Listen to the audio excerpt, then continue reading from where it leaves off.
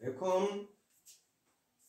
আমার কোশ্চেন হলো যে লজ্জাপতির পাতা স্পর্শ করলে গুটিয়ে পড়ে কেন?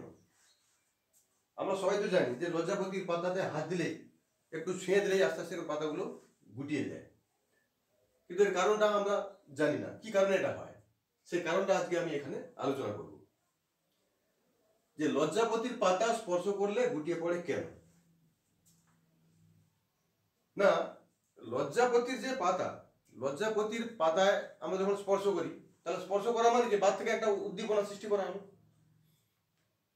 আমরা যে উদ্দীপনাটা সৃষ্টি করলাম, এর ফলে যে পাতাগুলো, যে তার যে পাতাগুলো আছে, পাতাগুলো কি উদ্দীপিত হয়। উদ্দীপিত হলে কি হয় না, পাতার যে পত্রমূল অর্থাৎ যে গোড়াগুলো, সেই পাতার পত্রমূলগুলো কি হয় না, যে সে পত্রমূলের যে কোষগুলো ছিল, সেই কোষগুলোর যে রসস্ফীতির চাপ, সেই রসস্ফীতির চাপটা কমে যায়। এই কমে যাওয়ার ফলে কি কেন কমে যায় না, ওই রসস্ফীতির চাপ কমে যায় এই কারণে যে একটা জায়গা থেকে অন্য জায়গায় তার যে রসালো অংশটাকে স্থানান্তরিত করে দেয়। সেই স্থানান্তরিত করে দেওয়ার জন্য রসস্ফীতির চাপগুলো কমে যায়। যে কোষগুলো ছিল সেই কোষগুলো তখন কি হচ্ছে, চুপসে পড়ে, শুকনো হয়ে যায়। আর শুকনো হয়ে যাওয়া মানেই কি হচ্ছে, তার যে স্বাভাবিক ধরে রাখার যে ক্ষমতাটা, সেই ক্ষমতাটা কমে যায়। তাই পাতাগুলো কি হয় না, ঝুলে পড়ে। আমি কি লিখেছি না, এখানে লিখেছি যে লজ্জাপতির পাতা স্পর্শ করলে পাতাগুলো উদ্দীপিত হয়, ফলে পত্রমূলের কোষগুলোর রসস্ফীতি চাপ কমে যায়।